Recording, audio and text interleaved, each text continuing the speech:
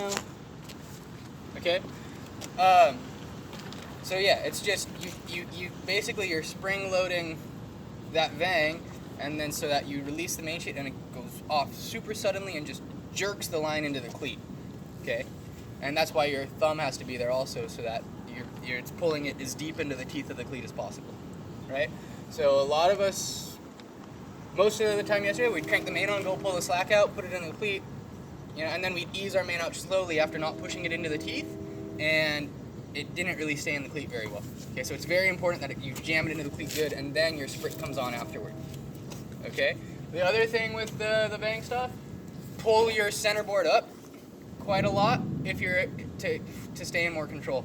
Okay, so when you're cranking on your main sheet super tight, it's going to want to spin you head to wind, and you're going to have a lot of helm, right? If you pull your center board up even more so than your norm, like almost to the boom, pull your center board up when you do it, and you can sneak up there. And it's just a little easier to control your boat because you're not tripping over the massive center board so much. Okay, so that's setting up vang. Stepping up in settings, the point there is just that as the wind increases, and as you adjust your settings, that you're adjusting everything the correct amount, right? We don't want to do a ton of vang and then a little bit of sprit and no out haul, right? We want to do equal amounts of everything, right? Or the correct amount of everything. Steam got this. Ooh, Steam the Pro.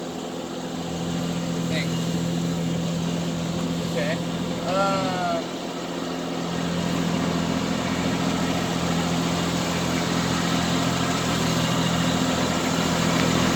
So,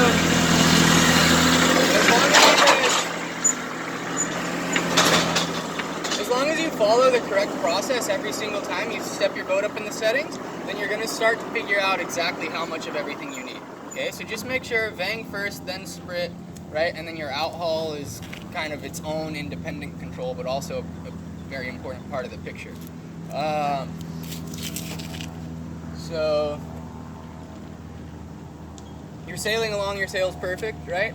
And then you start to see the wrinkles that say, my sprit's not tight enough anymore, right? Which is also telling you the wind just increased, right? And now your settings are too loose. So what's the first thing that you do? You just go for a little bit more vang, right? First thing is, it says your sprit's too loose, so you go for more vang first so that you can pull on that little bit more sprit, right? And then how do we know that we've got the perfect amount of both? When the wrinkles are... Okay, when those wrinkles are in the biggest puff of the upwind leg, the wrinkles are stretching, the diagonal wrinkles, the sprit's too loose wrinkles, okay? We have the sprit's too tight wrinkles while we're sailing upwind, the sprit's way too tight, okay? What you should have on the J sail is just barely starting to see the sprit's too loose wrinkle, like just barely in the puffs, okay? In the biggest puffs of the beak, okay? So that means that in the average condition upwind, there should be just no wrinkles in the sail at all. It should all just be smooth, okay? But then when you have a little bit more pressure and you get winding into the puff, that's when you can start to see just the smallest little wrinkles coming from the top of the mast towards the clew of the boom, okay? And if they shouldn't go past the USA, right? They should only just be going to like the S, right?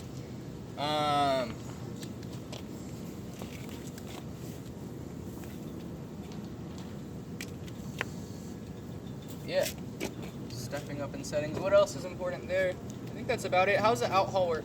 You guys know that out haul, high wind, out haul's tight, right? Low wind, out haul's loose, right? But also that the sea state is a major factor. Yeah, how's the chop and the waves change your out haul settings? Right, and like, if it's like choppy, choppy. You want less to get power for the wind. Yeah, you want. Yeah, so yeah, that's all it is. You just need a little more belly in the sail to punch you through the chop and the waves if there are any, okay? So in the flat water inside the bay, that means your out haul can be like really surprisingly tight, probably tighter than some of you guys had it yesterday.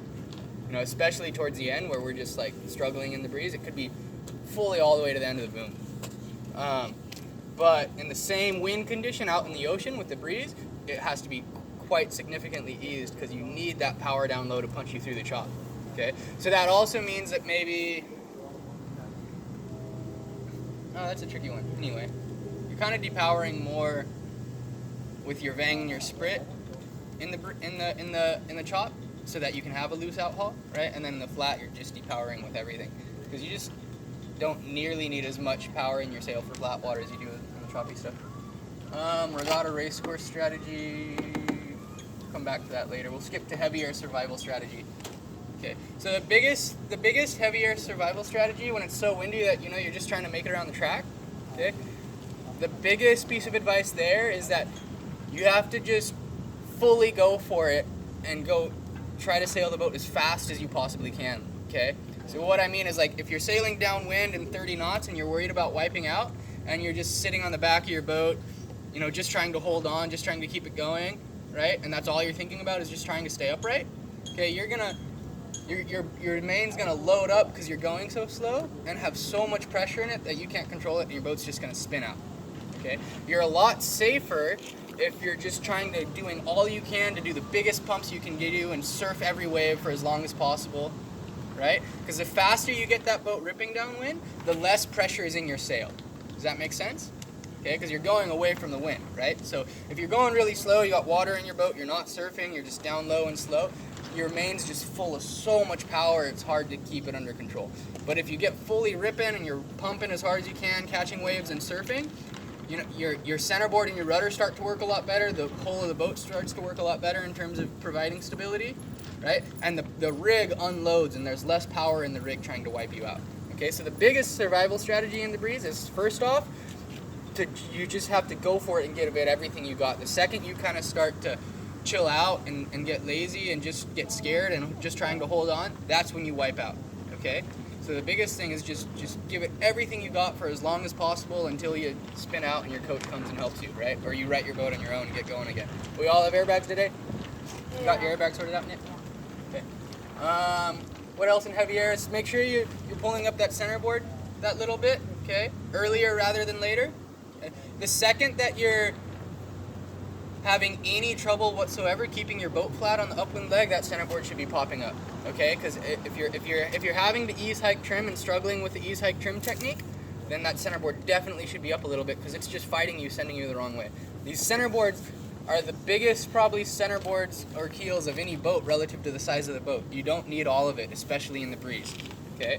All of it is good in the light, in the medium, and roll tacking, and in the breeze if you're fully sending it and not having any problem, if you're a bigger kid.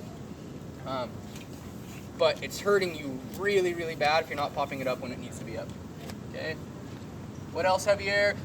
We are collecting a lot of water in our boats yesterday, okay, a lot of water. Do you know how much 1 inch of water in a laser cockpit weighs? Like, a lot. You guys know how big a laser cockpit is? Yeah. Not very big, right? How much do you think 1 inch of water in that weighs? 5 pounds? 32 pounds. Okay? At least that's what I've been told. But I believe it, right? It weighs a lot more than you think. And when the water spreads out all over the floor of your boat, and it's like a thin little layer of water, right? So you're like, oh, it's not that much. It's only a 1/4 inch high. It's just spread over so much surface area. There's a lot more than you realize, and it weighs a lot more than you. So if you were to stretch it up together, It'd be like 6 gallons, yeah, or a lot more. It'd be a lot more. There's a lot more water in your boat than you realize always. Think about how many full bailer scoops you're bailing out all the time, right? Those bailers aren't small. So probably some of you guys were sailing around in your boat yesterday with an extra nick, right? On the low side, hiking out against you, okay? So make sure that every opportunity you get on the downwinds, your boat should be completely dry, right? On the upwinds, you need to get to the point where you can sail and bail full speed upwind in any condition and keep your boat dry upwind into the chop at 25 knots. Yeah, you guys get what that picture looks like? How do you keep your boat dry upwind and chop in 25 knots? Okay, make sure that you grab your bailer the right way, right? Pinky forward, right? It's an easier twist of the wrist than this awkward thing. And then just really, really good ease hike trim pattern, right? So you're easing, hiking, and trimming in relation to the waves.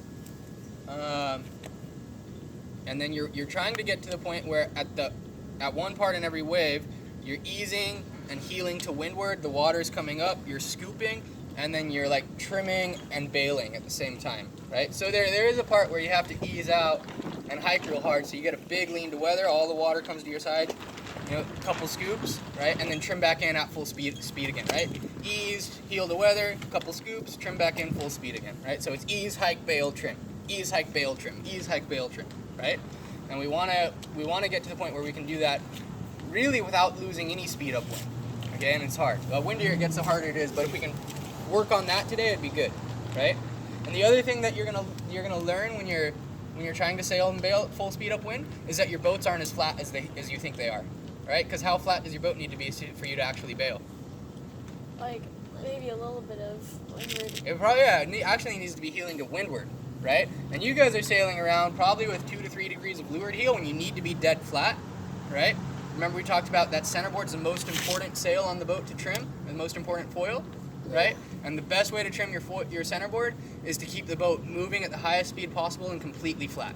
So if you're at a higher speed and completely flat, even if it looks like your bow is pointing lower than the guy next to you, over time you'll end up noticing that you point higher than him just because your centerboard's working better. He's gonna slide sideways into you, right?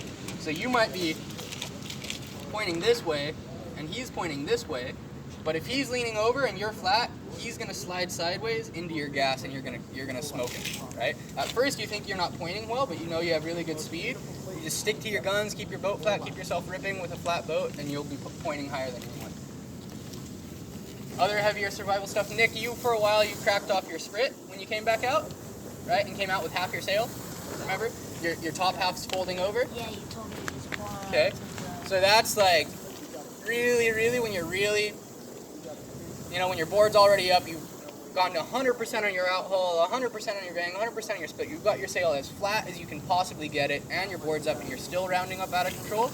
Okay, that's when you actually go ease the sprit off, right? And how much do you ease the sprit off? All the way. Okay. Well, you probably had a little bit too much to where your sail was just like flogging, right? You don't want it to be luffing the top half, but you just want it to be barely full. So just a tiny bit more than you had, right? And then you actually went and put it on and pulled your wrinkle out and were like, I don't need this depower shit, I'm gonna charge hard, right? But you probably ended up really powered up, to be honest, after that, because you had no wrinkles. You're probably really overpowered. So yeah, that is a strategy to just, but for Noah, we're talking over 30 knots probably until before you're easing your sprit, right? But if you're, if it's the last race of the day and you're not even gonna finish the race, if you don't do it, then I guess that's when you do it, right? So you guys know what I'm talking about? You crack the sprit off, the top half of your sail just falls away, and just lose all that sail area, right? That's probably good. Plenty of